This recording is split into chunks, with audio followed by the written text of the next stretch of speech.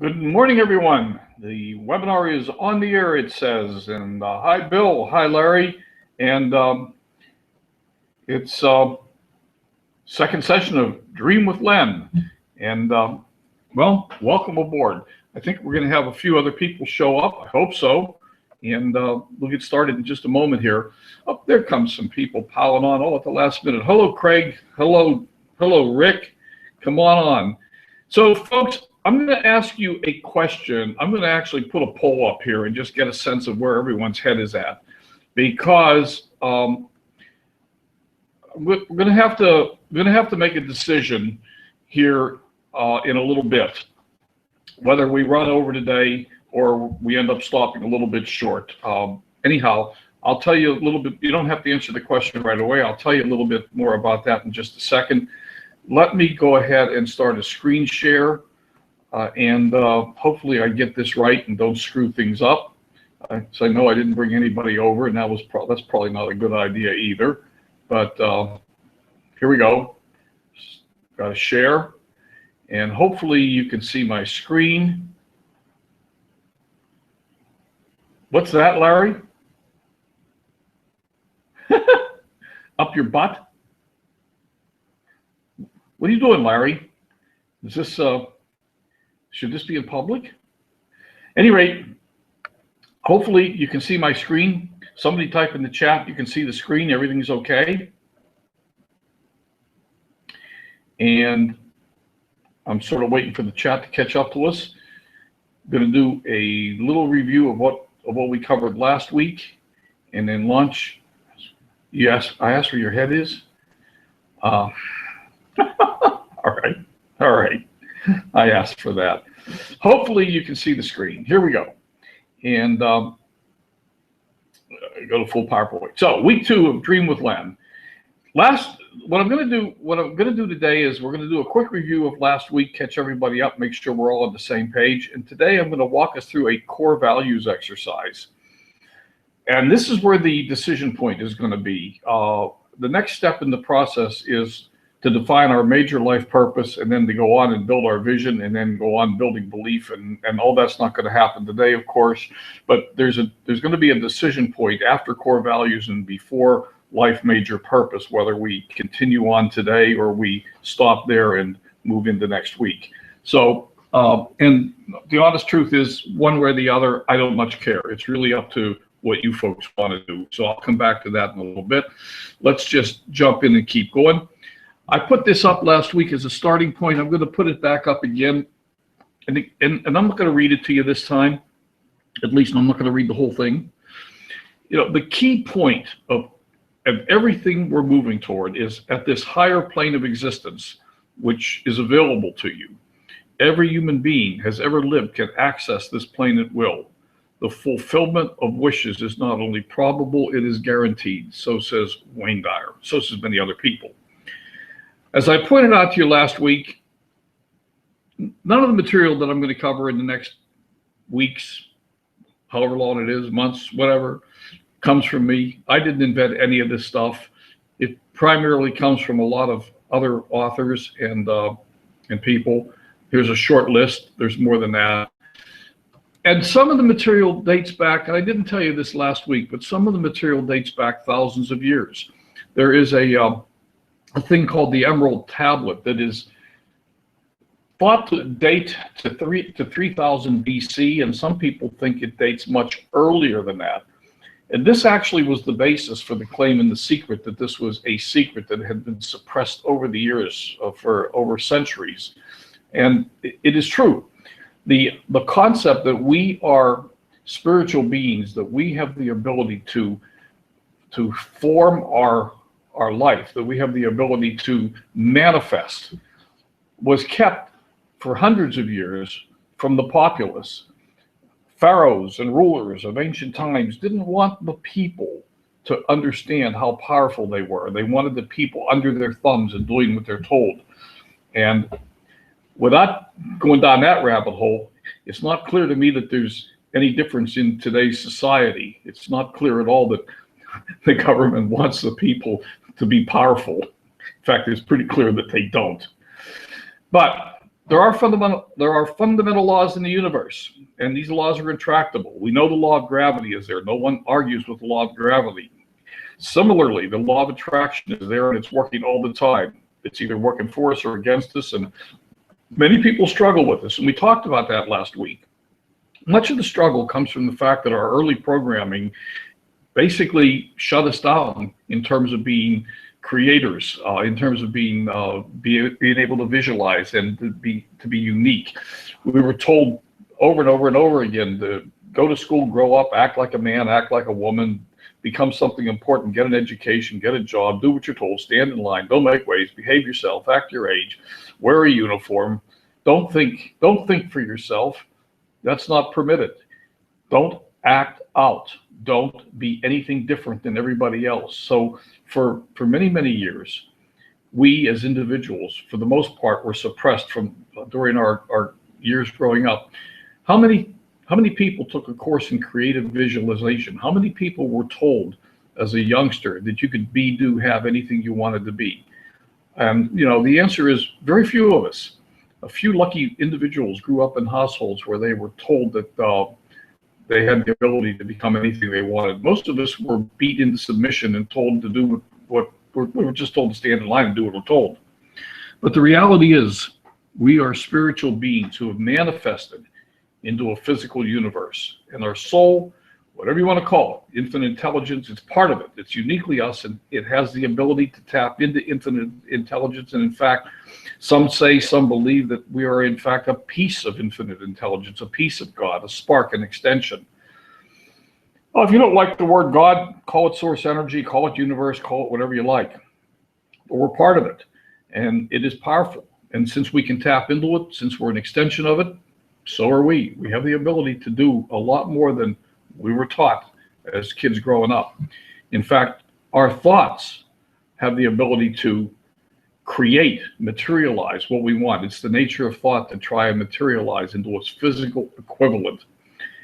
And one of the things we touched on very briefly last week, which is the fourth point on this slide, in fact, there is some suggestion that at the most fundamental quantum level, thought is all there is. And I told you that if I put you under a microscope and I start making the microscope become more and more powerful and look to see what's there, the reality is there's damn little there.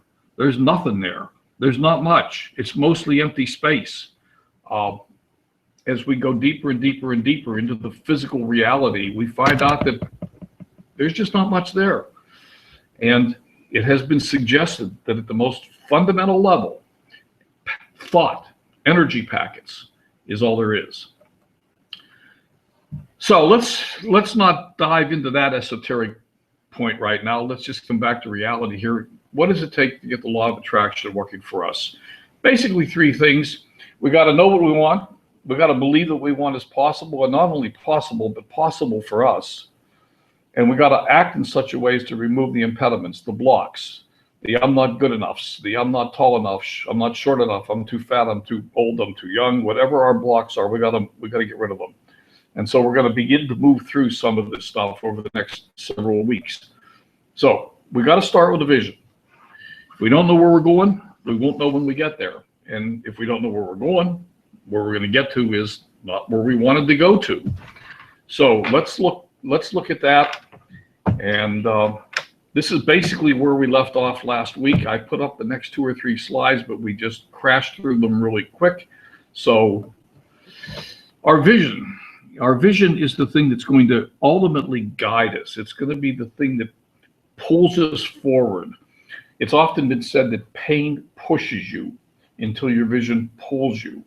And without a powerful vision to pull you through tough times, you'll just throw up your hands and quit.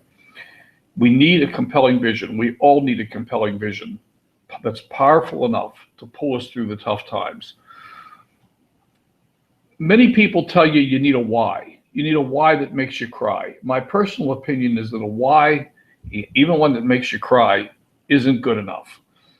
The why that makes you cry is a short-lived phenomenon.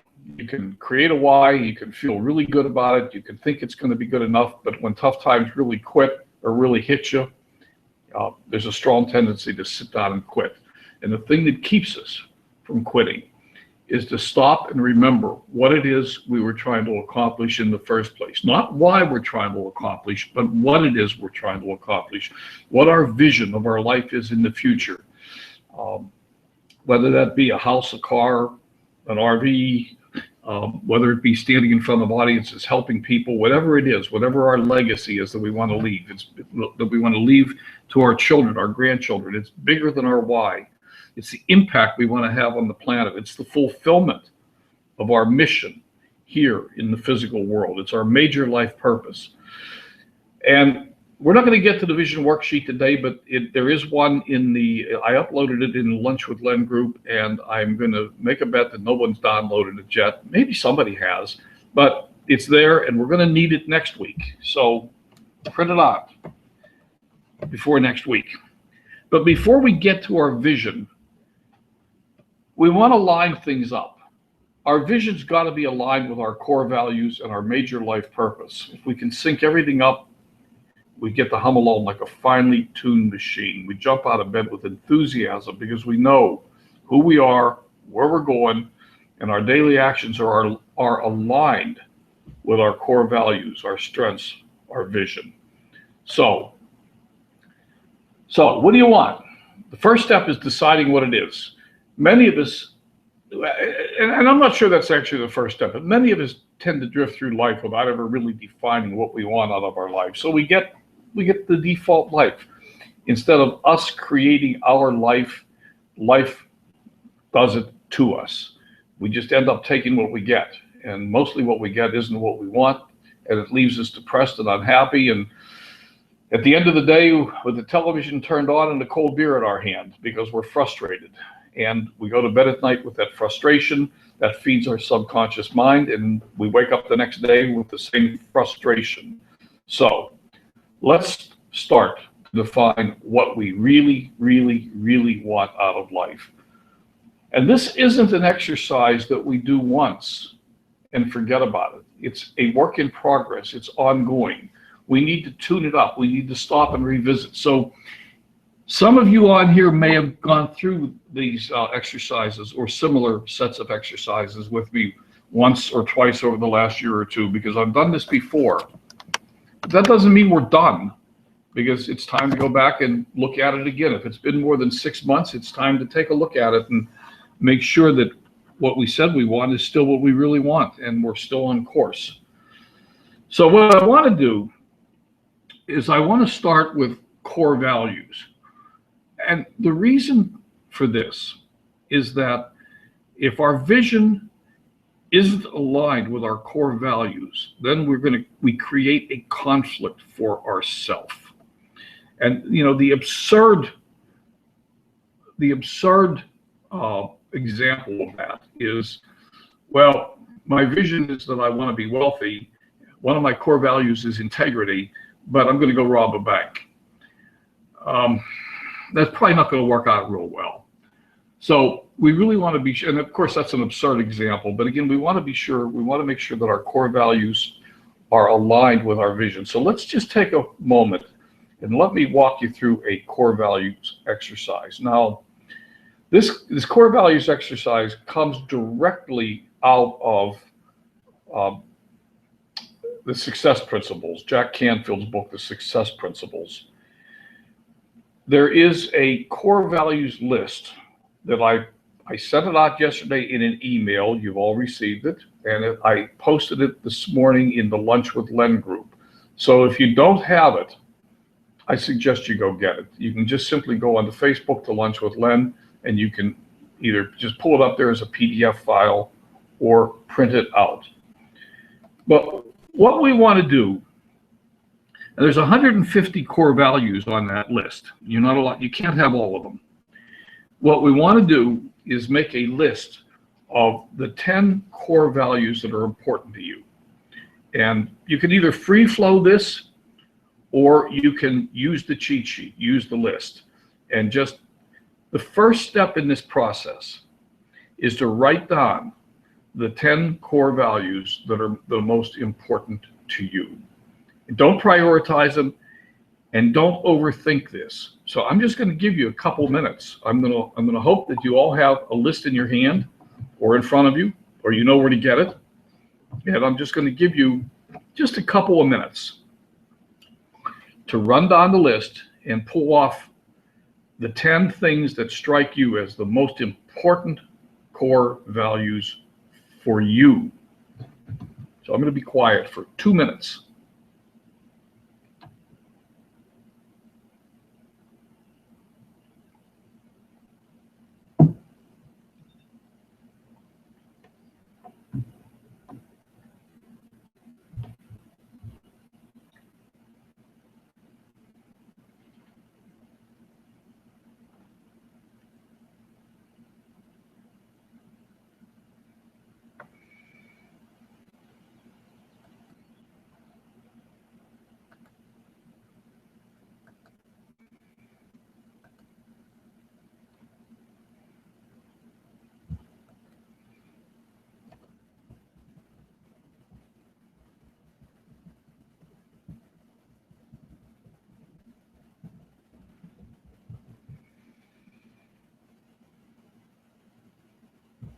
So I put a question up in the chat for you. Does everybody have their core values list, or are we chasing our tail here?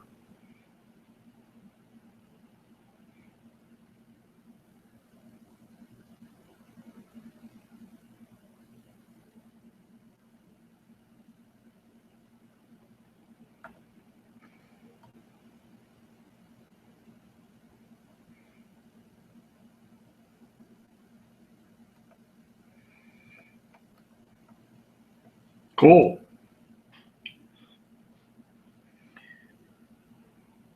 So hopefully you're making your list of your 10 core values.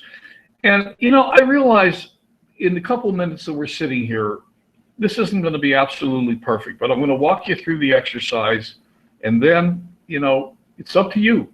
You can go back and do this on your own and refine it. But again, don't overthink it. Just run down the list and say, yeah. These are the 10 things that make sense to me that I want to model my life around. You know, and I can share with you in a moment what my list of 10 is.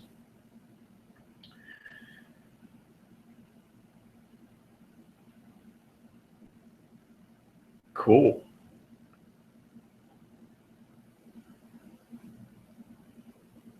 Yep, lost audio. I quit talking. You got it back, Bill? I quit talking. I was being quiet for 2 minutes. You guys are, maybe a couple more than 2 minutes. You guys are writing down your list of 10 core values. So hopefully you didn't lose audio. I just shut up. You know, one time I did this a long time ago. I played music. You can hear me. Can you hear me, Bill? All right. So 1 more minute. Everyone's got their list of 10 core values. Beer drinking isn't one of them. Yeah, Bill. Well, I hope everyone else hears me. I'm talking now. Craig hears me. Larry hears me. Hum a psalm. Who? Me? Bill? Bob? Do you want me to hum a psalm? Chris hears me. What would you like me to hum, Bob? Okay. So here we go. Let me go back to screen share. Let me stop and see if Bill's okay. Bill, can you hear me now?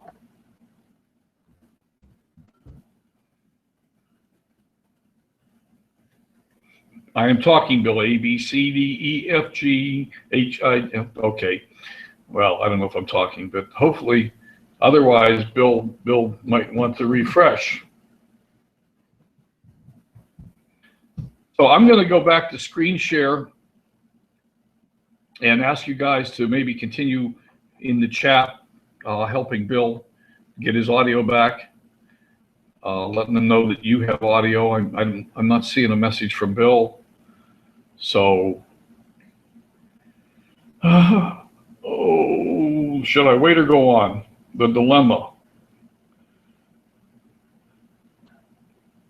Let's see. Bill's still there. Okay. Bill.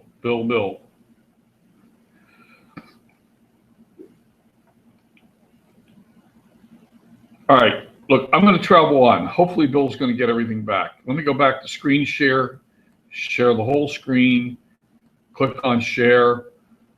Okay. It says I'm screen sharing. Back up with the PowerPoint. Sorry, wrong button. Go away. PowerPoint, back up. So we listed our core values. We have our list of 10 core values. So here's the next step in the exercise is to prioritize the list. Now, a simple way to prioritize the list is to compare your values 2 at a time. So for example, when I made my list, the first cut in my list was freedom, health, adventure, happiness, integrity, prosperity, spirituality, teaching, compassion, love. Now, to prioritize that list, I would take freedom and health and say, okay, which is, if I had to give up one, if I could only have one of those 2 things, can't have them both, I can only have one, which one would I keep?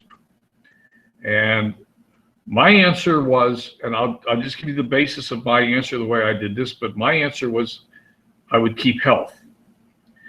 And my argument there is, if I have my health, I can work toward having my freedom. But if I don't have my health, nothing else matters. So I would put health above freedom. Okay? Then I would go down and say, okay, health and adventure, which one's more important? And as you'll see in my prioritized list at the side, at least at the time I did this in the past, I ended up with adventure above health. I'm not quite sure why.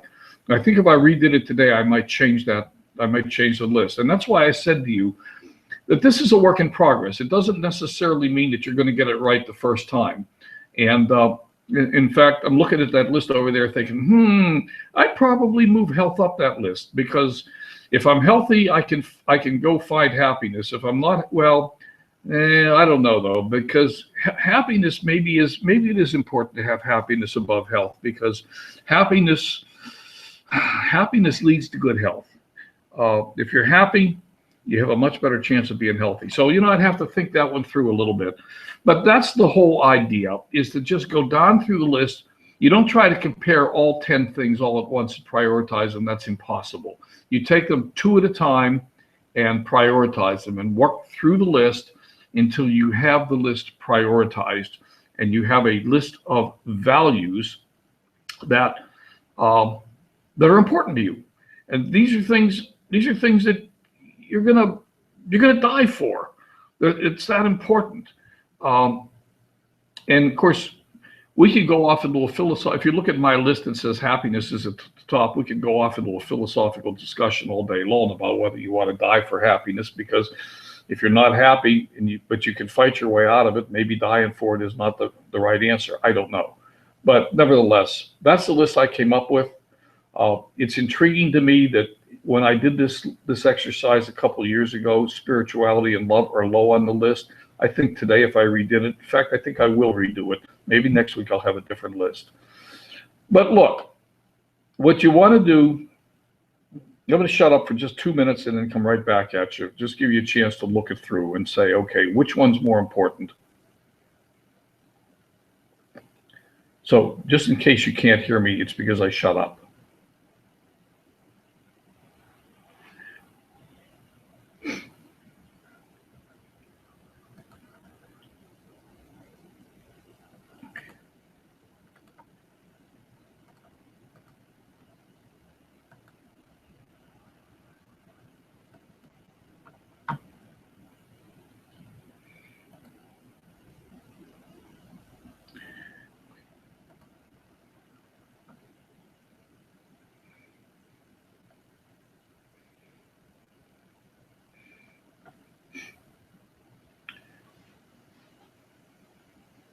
So I just put the poll up there that I told you I was going to put up.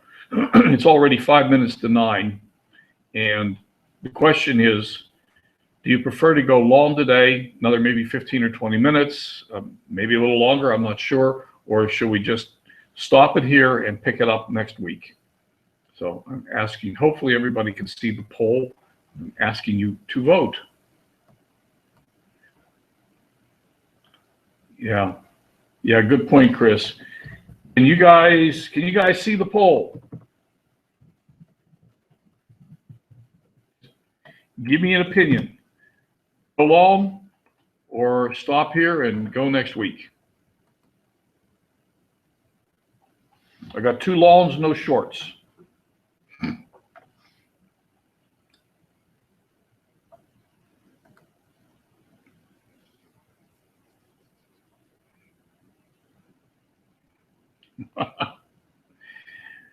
Okay, you pole dancing, Larry?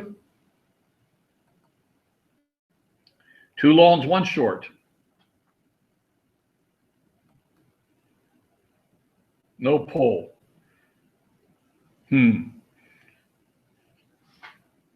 No pole. It should be up there. Hello. On the left.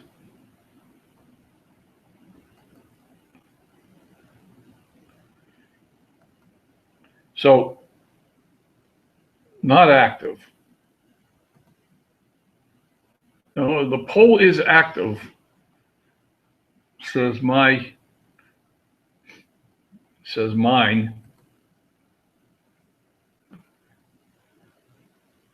Strange. Okay, for those of you who can't see the poll, type in the chat, long or short. We got 2 longs, 1 short. We got too many shorts, we'll just stop it.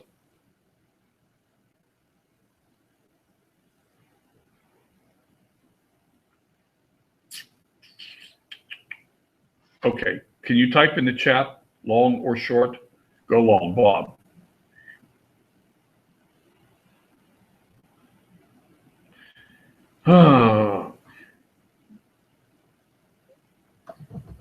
Refresh, Bill. That's all I can say. You're in a groove. Long. All right, we're getting longs. Okay, let's keep going. So hopefully you've now got a list of core values. Let's keep going. If anybody has to drop off, my feelings will not be hurt too badly. But there is a recording, of course, and I'll put the recording up in. Oh, I don't know, Bill. I don't know how to help you. I don't know how to help you. Is anyone else having any trouble other than Bill?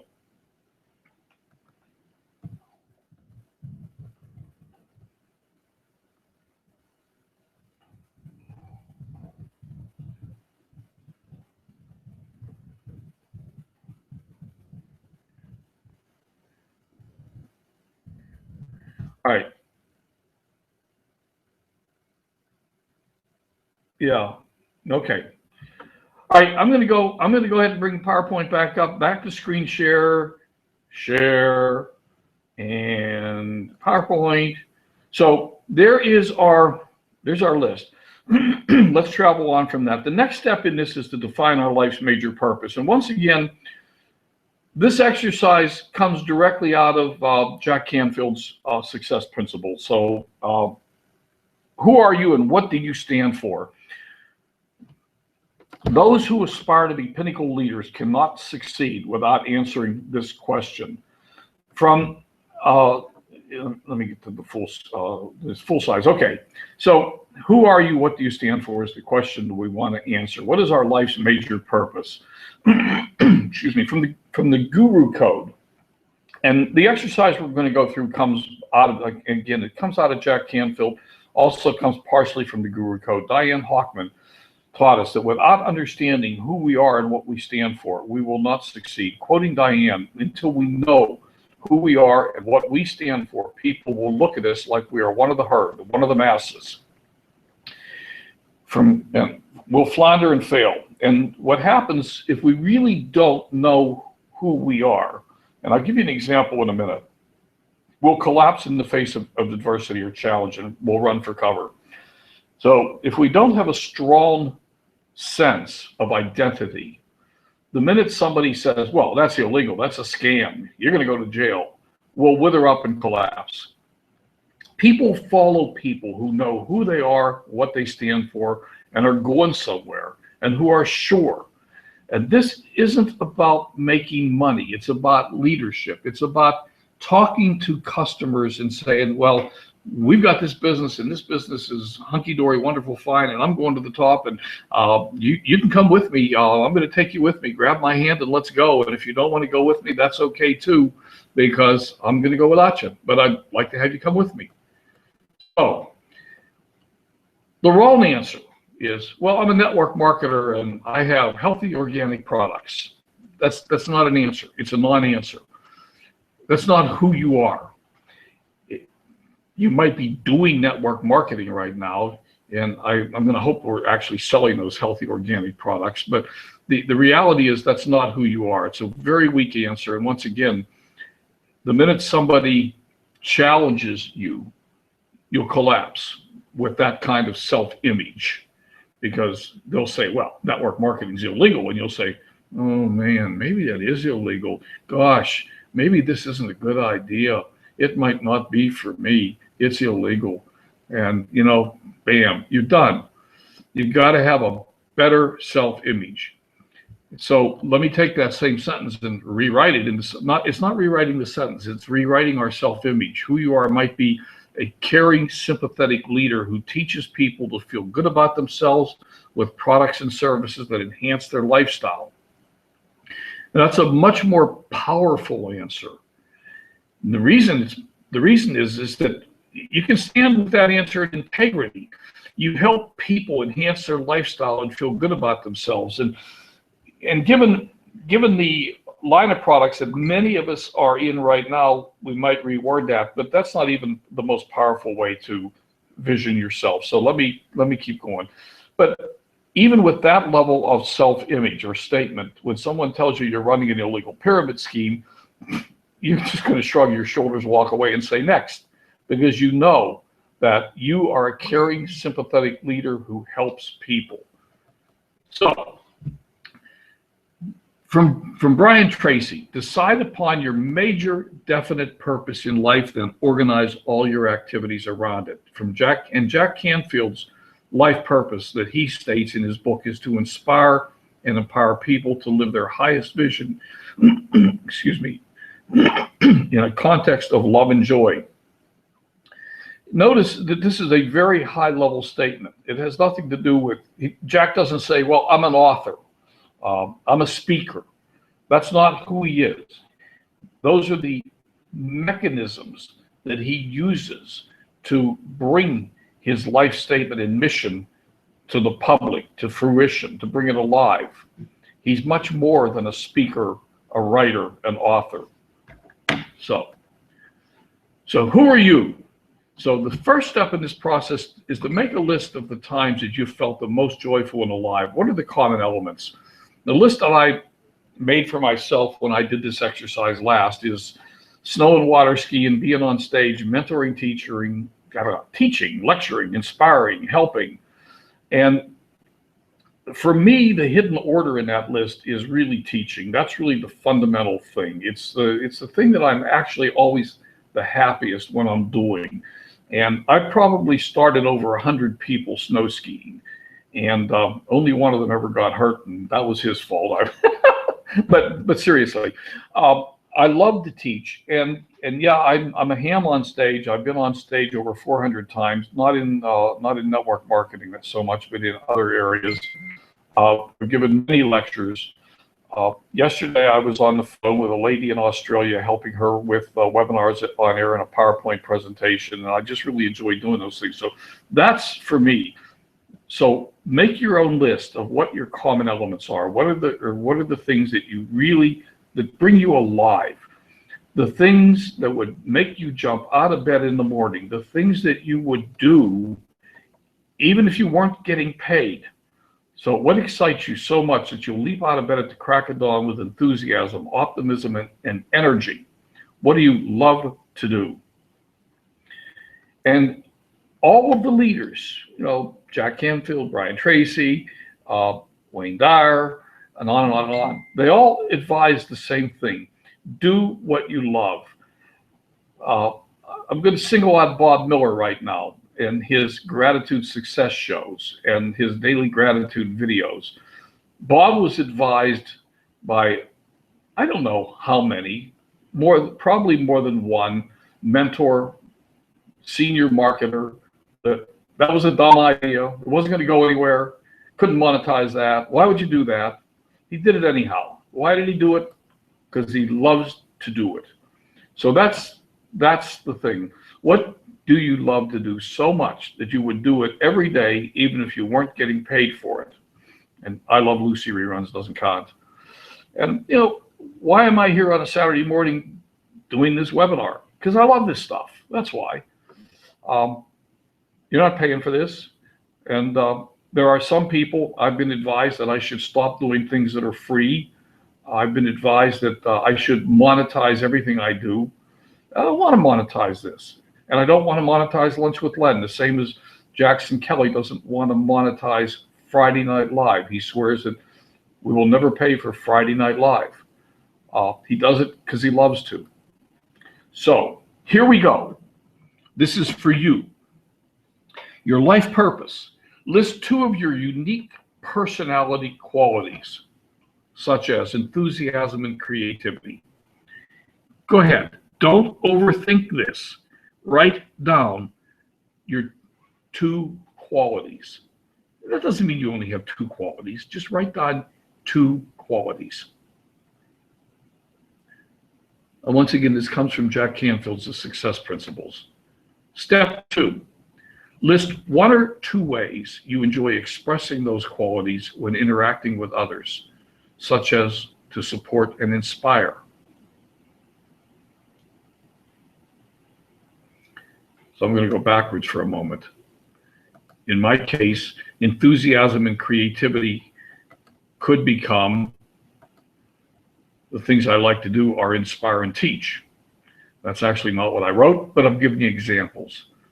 So again, I'm going to give you a few seconds to write this down. I want you to do this. Humor me. One of the problems that many of us have, and I'll put myself right up there in that category, is I read books like Jack Canfield's book, and I see these exercises, and I flip right past them, and I think to myself, I'll come back and I'll do that later. Later never comes. So do it. You're here for a reason today. Do the exercise.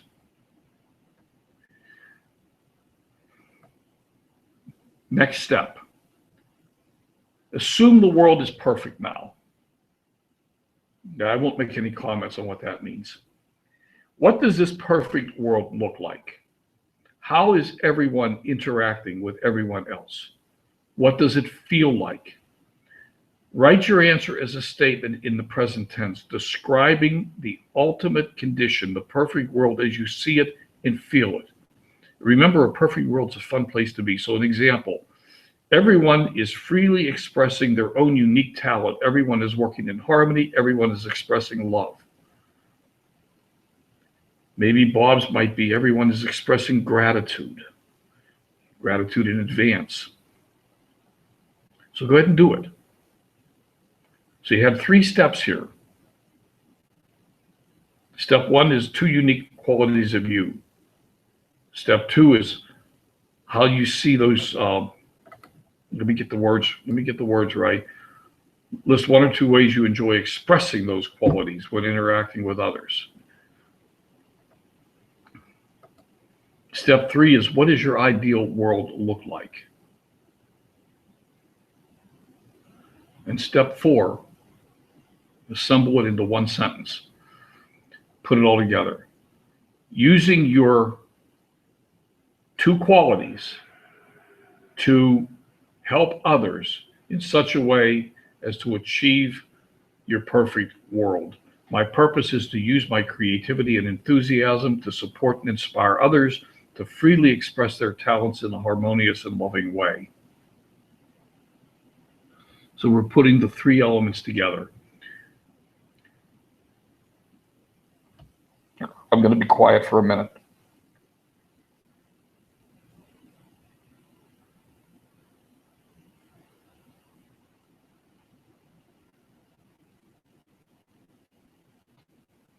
Now, as you can see there, Jack Canfield credits this approach to defining your life purpose to Arnold M. Patton, spiritual coach and author of a book called You Can Have It All. So that's the real source of it. Okay, now what? Once you've determined and written down your life purpose, read it every day and preferably in the morning. Make certain your goals and vision are aligned with and serve your life's major purpose. And refine your life's purpose as you mature and develop yourself. So as we move into creating our vision of our life, we're going to look at our core values and our life purpose, and we're going to make an effort. Actually, we're not going to make an effort. We're going to be sure that our vision aligns with our core values and our life purpose, because otherwise we'll never get there. If it's not in harmony with our core values, we won't achieve it. So there's an alternative approach to defining your life's purpose. And this one is, for most people, a very difficult one. Unless you've been meditating for years and are really good, this isn't going to work. But the alternative approach is to meditate. And after you reach a deep level of self-love and peace, ask yourself, what is my purpose? Why am I here? What is my unique role in the universe? And listen carefully for the answer. Allow it to come. And this might have been what happened to Susan Shearer Young, and also what happened to the gentleman whose name I can't recall off the top of my head, who wrote Conversations with God. When he had written his angry letter and was sitting there mad at God, and he heard a voice say, you know who you are, you know why you're here. And Susan has the same, you know, Angela, who you are, you know why you're here. And that came from a meditation. So this is another way to do it. But for most of us, it's a difficult way. Now, for me personally, this is what I wrote down for me: unique personality qualities, intelligent and flexible, ways of expressing those qualities, understand and inspire. In my perfect world, there is peace, harmony, respect, and mutual admiration and acceptance among all people. That's my perfect world. And so when I put those three things together, it's used my intelligence and flexibility to understand individuals and inspire peace, harmony, and acceptance among people. And, that's what I try to do. You can look at the things I do: lunch with Len, Profit with Len, coaching, vision workshop, World Ventures. I'm actually out of World Ventures now. Project Aware, supporting the ocean, support for animals, World Food, clean water, Save a Horny Friend, that's elephants and rhinos. Those are some of the things that I'm involved in. And one of my purposes is I want to be a small force. I know I can't change the entire world. Even Wayne Dyer couldn't change the entire world. He sure as hell tried. But I want to be a small force for making the world a better place for all of us, and for our four-legged friends and our friends that don't have legs because they swim around in the ocean, and for everybody else. Okay, I'm going to stop it here today because the next step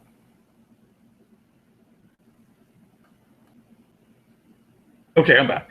The next step is to actually really begin to work on our vision and try to align. I use the word try, and that word's got to come out of the vocabulary, not try. We're not going to try. The next step is to work on our vision and align it with our core values and our major life purpose. And here's the thing. If you don't take the core values seriously, if you don't take the life purpose seriously, and if you don't work a little bit on these things and define them for yourself, then your vision of where you want to go with your life is going to be imperfect. And it's going to be harder and harder for you to build the belief in it that you need to build, and for you to have the strength that you need to overcome the adversity and the resistance that will happen and will tell you to sit down, turn on the television, and open a cold beer, because you're not going to get there. And we don't want that. We want to build a vision that we really, truly believe in, because at our core, it's supporting who we are and what we believe in and how we want to impact the world and what our legacy is that we want to leave. Does that make sense for everybody? And I hope it does. Next week, we'll launch into our vision, and then we'll keep going from there on building belief. And that's all for today. So I hope you got value out of this. Please print out the vision workshop worksheet in the Lunch with Len group. I'm putting a link up here again, just in case anyone's interested. lenmooney.com. Vision is the original vision workshop from a year and a half ago. It's a 5-module course, and it is out there. And I promised you I wouldn't sell on this webinar, so I'm not really selling. I'm just letting you know. Once again, the link is still there. The course is there, and I cut the price in half if anyone wants to pick it up. Truth is, I don't know why anybody I shoot myself in the foot by saying this, but we're covering, a lot of the same material here, and we're going to go deeper as the weeks go by. We're going to go even deeper. So that's all for today. Anybody have any comments, criticisms, suggestions? Thanks for sticking around. I don't see any comments coming up in the chat. I would love some feedback. You're getting value? Yes, that would be awesome to know. You're not getting value, or you have some suggestions for how to make it more valuable. That would be awesome to know too. It won't hurt my feelings. I hope you can all hear me. Okay, Rick can still hear me. Okay, good. Did we lose Bill? I don't know. I don't know what happened to Bill. Okay, I'm going to go ahead and stop the broadcast if nobody else is going to say anything. If you're all going to sit there and stonewall me, I'm going to shut it down. We'll see probably most of you next week on Lunch with Len on Tuesday, and then again on Lunch with Len on Thursday, I have Mark Harbert. We'll see you also on Bob's show in the mornings, and on free daily coaching for many of us. And next Saturday, we'll jump into our vision, and we'll keep right on going. All right? Everybody have a wonderful day. Bye for now.